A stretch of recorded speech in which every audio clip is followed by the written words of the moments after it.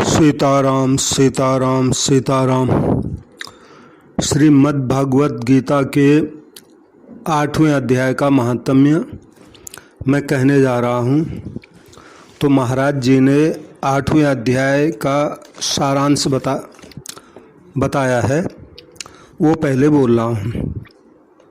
महाराज जी के शब्दों में, अंतकालीन चिंतन के अनुसार ही जीव की गति होती है, इसलिए मनुष्य को हरदम सावधान रहना चाहिए।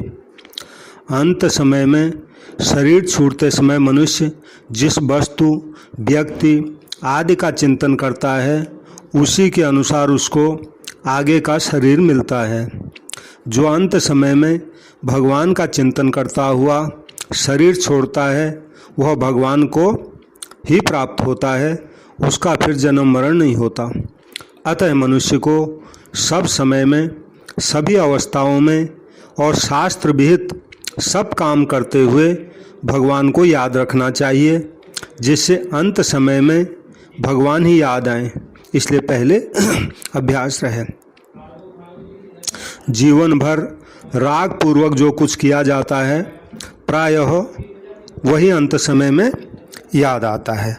तो महाराज जी ने 8वें अध्याय का सारांश कह दिया है। तो 8वां अध्याय का नाम है अक्षर ब्रह्मयोग और इसमें कुल 28 श्लोक हैं। तो मैं पहले 2 श्लोकों का पाठ करूंगा।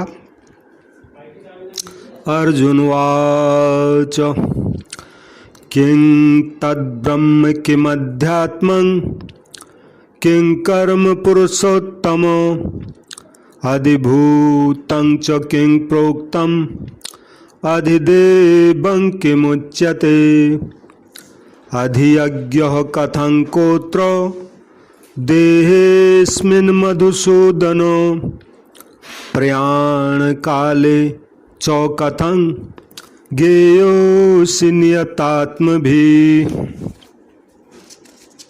तो ये 2 श्लोक हो गए। अब 8वें अध्याय का महात्म्य मैं बोल रहा हूँ। ये महात्म्य शिवजी और पार्वती की आपसी बातचीत है।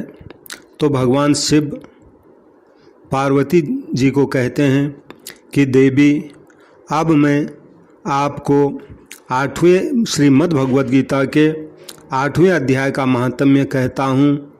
आप इस महात्म्य को सुनो। उसके सुनने से तुम्हें बड़ी प्रसन्नता होगी।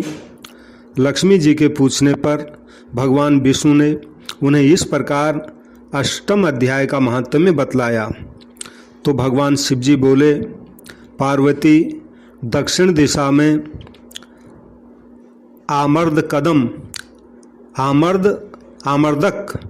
आमर्दकपुर नामक एक प्रसिद्ध नगर है। वहाँ भाव शर्मा नामक एक ब्राह्मण रहता था, जिसने वैश्या को पत्नी बनाकर अपने घर में रखा था। वो ब्राह्मण मांस खाता था, मदिरा पीता था, श्रेष्ठ पुरुषों का धन चुराता था और पराई स्त्री से व्यभिचार करता था और शिकार खेलने में बड़ी दिलचस्पी रखता था। वो ब्राह्मण बड़े भयानक स्वभाव का था और मन में बड़े बड़े हौसले भी रखता था। एक दिन मदिरा पीने वालों का समाज जुटा था। उसमें भाव शर्मा ने भरपेट ताड़ी पी, खूब गले तक उसे चढ़ाया। अतः अजीर्ण से अत्यंत पीड़ित होकर वह पापात्मा कालवश होकर मर गया, यानी उसकी मृत्यु हो गई। और बहुत बड़ा फिर बाद में वो ताड़ का वृक्ष हुआ, पेड़ बन गया ताड़ का। उसकी घनी और ठंडी छाया का आश्रय लेकर ब्रह्म राक्षस भाव को प्राप्त हुए कोई पति पत्नी वहाँ रहते थे। कोई पति पत्नी थे जो ब्रह्म राक्षस बन गए थे, तो वहाँ उस पेड़ की छाया में वो रहते थे। तो वो जो ब्रह्म राक्षस थे दोनों, उनके पूर्व जन्म की घटना इस प्रकार है। एक कुशीबल नामक ब्राह्मण था जो वेदांग के तत्वों का ज्ञाता था, संपूर्ण शास्त्रों के अर्थ का विशेषज्ञ था और सदाचारी था। उसकी स्त्री का नाम कुमति था। वह बड़े खोटे विचार की थी। वह ब्राह्मण विद्वान होने पर भी अत्यंत लोभवश अपनी स्त्री के साथ प्रतिदिन भैंस, काल पुरुष और घोड़े आदि बड़े दानों को ग्रहण किया करता था, परंतु दूसरे ब्राह्मणों को दान में मिली हुई कौड़ी भी नहीं देता था। वही दोनों पति पत्नी कालवश मृत्यु को प्राप्त होकर दोनों ब्रह्म राक्षस हो गए। वे भूख और प्यास से पीड़ित हो इस पृथ्वी पर घूमते हुए उसी ताड़ के वृक्ष के पास आए और उसके मूल भाग में विश्राम करने लगे, यानी उस पेड़ की जड़ में रहने लगे। इसके बाद पत्नी ने पति से पूछा, नाथ, हम लोगों को का यह महान दुख आखिर कैसे दूर होगा तथा इस ब्रह्म राक्षस योनि से किस प्रकार आखिर हम दोनों की मुक्ति होगी। तब उस ब्राह्मण ने कहा, जो ब्रह्म राक्षसी बना हुआ है, उसने कहा, ब्रह्म विद्या के उपदेश, अध्यात्म तत्व के विचार और कर्म विधि के ज्ञान बिना किसी प्रकार संकट से छुटकारा मिल सकता है। यानी ब्रह्म विद्या का उपदेश हो, अध्यात्म तत्व का विचार हो तो हमें इस संकट से छुटकारा मिल सकता है। यह सुनकर पत्नी ने पूछा, किं तद्ब्रह्म किमध्यात्मम किं कर्म पुरुषोत्तमो। मतलब इसका यह है, पुरुषोत्तम वह ब्रह्म क्या है, इसका अर्थ जो है पुरुषोत्तम वह ब्रह्म क्या है, अध्यात्म क्या है और कर्म कौन सा है। तो उसकी पत्नी के मुंह से इतना कहते ही जो आश्चर्य की घटना घटित हुई, अब उसको सुनो। तो ये जो वाक्य उसकी पत्नी ने बोला, किंग तद्ब्रह्म किमध्यात्मम किंग कर्म पुरुषोत्तमो, ये 8वें अध्याय का श्लोक है, पहला श्लोक। तो उपरयुक्त वाक्य गीता के 8वें अध्याय का आधा श्लोक था। उसके श्रवण से वह वृक्ष उस समय ताड़ के रूप को त्याग कर भाव शर्मा नामक ब्राह्मण हो गया। तत्काल ज्ञान होने से विशुद्ध चित्त होकर वह पाप के चोले से मुक्त हो गया तथा उस आधे श्लोक के ही महात्म्य से वे पति पत्नी भी मुक्त हो गए। उनके मुख से देवात ही 8वें अध्याय का आधा श्लोक निकल पड़ा था। उसके बाद आकाश से एक दिव्य विमान आया और वे दोनों पति पत्नी उस विमान पर आरूढ़ होकर स्वर्गलोक को चले गए। वहाँ का यह सारा वृतांत अत्यंत आश्चर्यजनक था। उसके बाद उस बुद्धिमान ब्राह्मण भाव शर्मा ने आदरपूर्वक उस आधे श्लोक को लिखा और देव जनार्दन की आराधना करने की इच्छा से वह मुक्तिदायिनी काशीपुरी में चला गया। वहाँ उस उदार बुद्धि वाले ब्राह्मण ने भारी तपस्या आरंभ की। उसी समय क्षीर सागर की कन्या भगवती लक्ष्मी ने हाथ जोड़कर देवताओं के भी देवता जगतपति जनार्दन से पूछा, नाथ, आप सहसा नींद त्याग कर खड़े क्यों हो गए। तो श्री भगवान बोले, देवी, काशीपुरी में भागीरथी के तट पर बुद्धिमान ब्राह्मण भाव शर्मा मेरे भक्ति रस से परिपूर्ण होकर अत्यंत कठोर तपस्या कर रहा है। वह अपनी इंद्रियों को वश में करके गीता के 8वें अध्याय के आधे श्लोक का जप करता है। मैं उसकी तपस्या से बहुत संतुष्ट हूँ। बहुत देर से उसकी तपस्या के अनुरूप फल का विचार कर रहा हूँ। प्रिय, इस समय वह फल देने को मैं उत्कंठित हूँ। यानी मैं जल्दी से जल्दी उसको इसका फल देना चाहता हूँ।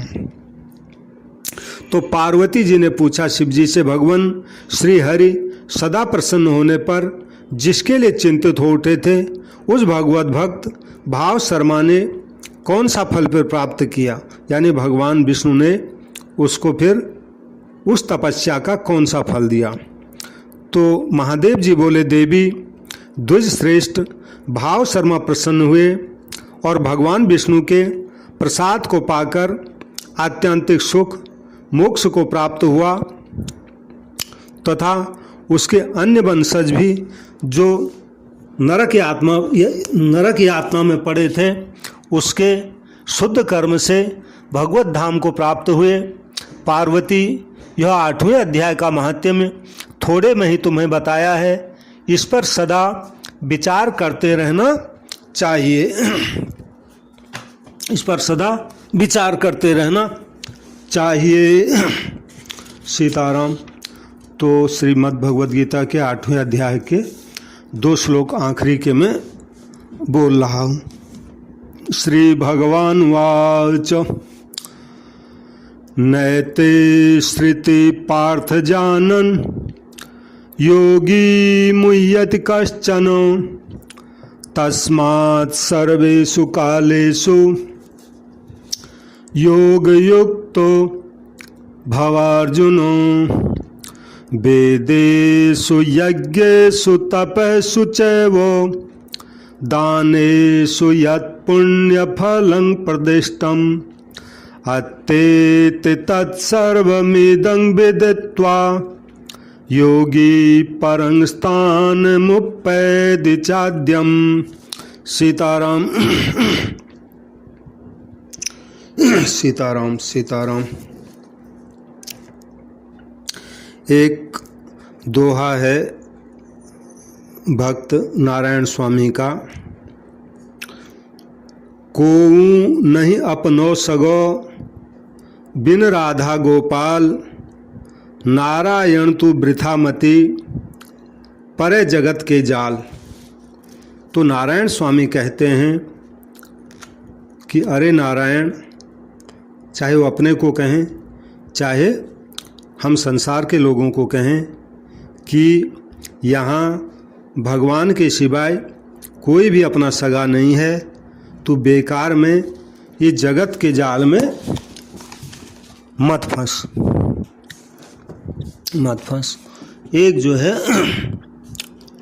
संतों की वाणी आई है, एक दोहा है, मुर्दे को हरि देत है कपड़ों लकड़ी आग, जीवित नर चिंता करे उनका बड़ा अभाग।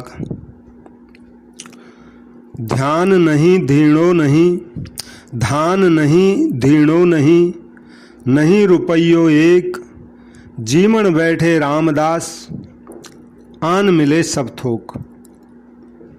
यानी भगवान के भरोसे निश्चिंत रहना चाहिए।